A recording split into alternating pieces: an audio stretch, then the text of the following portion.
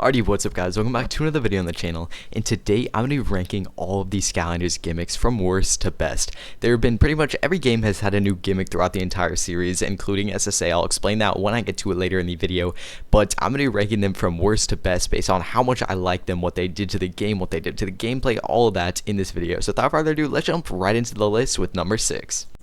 Superchargers is unsurprisingly going to be last place for me. This is because this seems to be the least thought out gimmick and the only one that has a negative impact on the gameplay. The vehicle sections in Superchargers feel super forced and unwanted. I think it was a really bad idea to introduce a completely new type of gameplay into a franchise with the 5th entry, especially after we haven't seen anything like this before. Superchargers is seriously the only game where the gimmick is forced on you, as you can play through all the other games while completely ignoring the gimmick, but in Superchargers, you can't even play the game without having a vehicle on the portal. Even as someone who enjoys racing games, I don't like this. The actual racing side mode in Superchargers isn't that bad, but the forced vehicle sections where you are literally just driving is where I have an issue. It's just not fun and doesn't feel like Skylanders. This game would greatly improve if it didn't have any vehicle sections.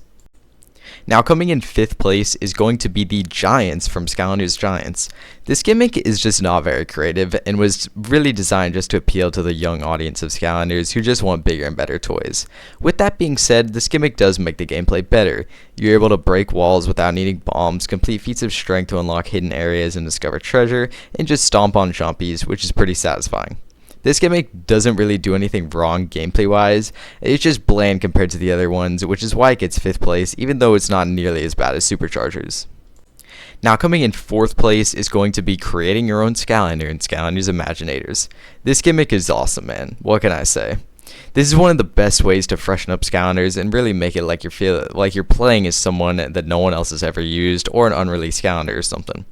I think the customization system is honestly really good, with my only 2 complaints being the sizing and lack of body parts for certain classes, such as ninjas being restricted to no torso and swashbucklers not having access to legs, and the move variety honestly doesn't seem like a lot, with the primary attack, which is going to be used more than any other attack, only has 2 options per battle class. Even with this gimmick not being super creative and more just being something that would inevitably happen, it's hard for it to compete with the top 3, but it's still fantastic and one of the gimmicks that I make the absolute most out of.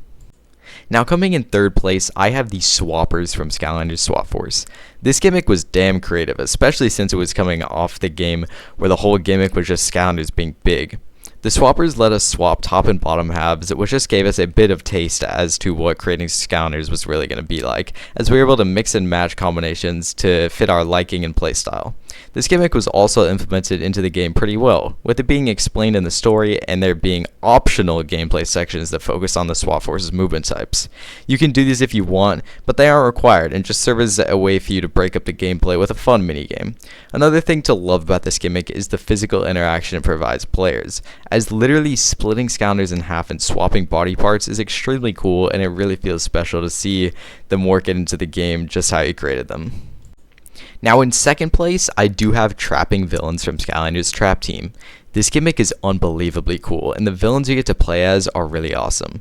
Being able to play as villains is something franchises rarely offer to their players, so it's something special Skylanders fans can truly appreciate, especially considering how strong the roster of playable villains is in this game.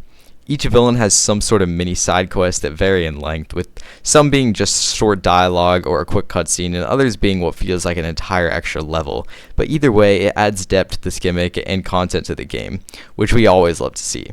This gimmick is also pretty magical feeling, as it really seems like the villains are being sucked into the trap, and with all the cool visual and audio effects, it was just really cool to see as a kid and honestly still holds up today. One last thing about this gimmick is that it was probably the one implemented the gameplay the best, as it was based on boss fights which occurred multiple times per level, and you always had the option to trap the villains, but you could easily skip the trapping sequence without really being slowed down.